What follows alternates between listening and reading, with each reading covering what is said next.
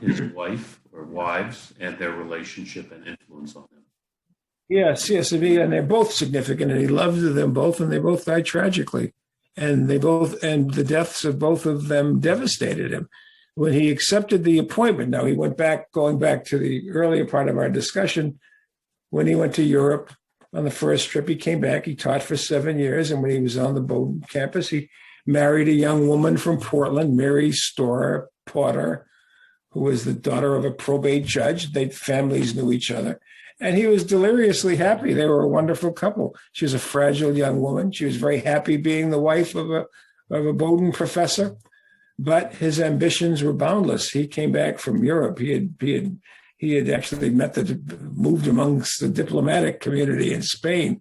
We have self-portraits of him dressed in native garb. He had actually been active on the world stage, and now he was up in Maine. I mean, I went to college in Maine myself, and it's a wonderful state, but you imagine what it was like 200 years ago. He said, "I'm not dead in Maine, I'm buried in Maine." And that is what he said. And he really was eager to take his talents and perform on a larger, wider stage. And that opportunity came when George Tickner at Harvard, through a variety of reasons, was decided to take early retirement, and he handpicked Longfellow to succeed him as the Smith Professor of Languages at Harvard. And Henry took it in an instant, but the same deal applied. He had to return to Europe and learn more languages or master more languages. And this time, his young wife came with him. We don't know when she conceived, whether she was pregnant or not when they left. I don't know. But she had a miscarriage in Holland. And after 54 or so agonizing days, she died. He was devastated. And I think when you read one of his poems, Footsteps of Angels, where he has this visitation from his first wife. She comes and she sits with him at the night, and she lays her gentle hand in his, and she has soft rebukes. What is she rebuking him for? You wonder, does he feel a little bit of grief about it? Because she did not want to make the trip. She supported his ambitions, but she went with him, and whether or not he felt any responsibility for that, I don't know. But it devastated him. But he continued with his work. He continued to study. He mastered the German. That was the goal. You have to master the German. That's what Tickner wanted him to do.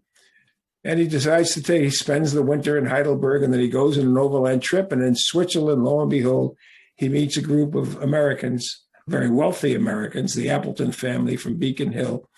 Nathan Appleton is a Beacon Hill magnate. He's the founder of Lowell, Massachusetts, which was the first industrial textile city in North America. I happen to have been born there and brought up there, and it's no longer a big textile city, but he was the founder of it, and he was exceedingly wealthy.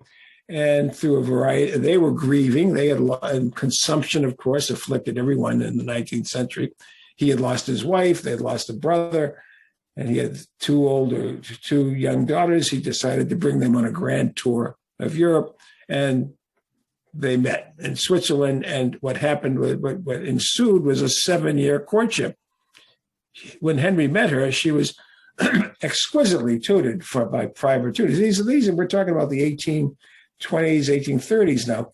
Education, secondary education at a high level was really the exclusive province of men, not young women, unless you were fabulously wealthy. Then you could afford magnificent tutors, as she had. Elizabeth Palmer Peabody, George Barrow Emerson, Francis Lieber, the scholar. She learned art from Francis Grader, music, and she embraced knowledge. She was brilliant. And when the first impression Longfellow has of Fanny Appleton, and she's 19 when he meets her, and he's 28 or whatever. He says she's not a woman of intelligence; she's a woman of genius. He says, and she's multilingual like himself. She's 18 or 19, whatever. She's 19 years old, and together Nathan Appleton, meanwhile, invites Longfellow to travel with them for a fortnight. So he travels with them, and they travel in these magnificent carriages through the countryside, and they get to know each other. There's no great epiphany that you can spot, but clearly they are taking the measure of each other's intellects, their minds. And you can see Fanny really measuring him. She has a knowledge of who he is. She writes in her journal, Professor Longfellow sends up his card. I hope he doesn't pop in on us, though I did read his Outremer. So she knows his first book. That's something. 19-year-old young woman, she knows the first book, and he's a poet. She thinks he's an old man until she meets him. He's not an old man. He's not so old after all, or else the son of the poet. She writes in her journal. Anyway, they get back to Boston. He is dazzled. At one point they're riding along, and Longfellow is now this authority in multiple languages, and he's translating works from the German. And there's a ballad by this German poet, Uhland. And together they stand. It's a long ballad. I have a photograph of it in the book. She translates it better than he does, and he acknowledges it. He said the best verses are hers, are Fanny Appleton's. And later she actually writes it out in longhand in her hand. I have a copy of it, a photograph of it. And she gives herself top billing, translated by Fanny E. Appleton and Henry Longfellow. And Henry uses her translation in his book of German poetry. He's that impressed by this young woman of this dazzling intellect.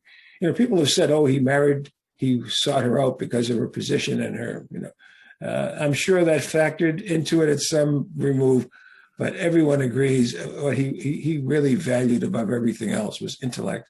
And here was a woman who actually met him equally and evenly, and was a total match for him. And when they became a couple, they read, though the highlight of every day together is as they read several hours a day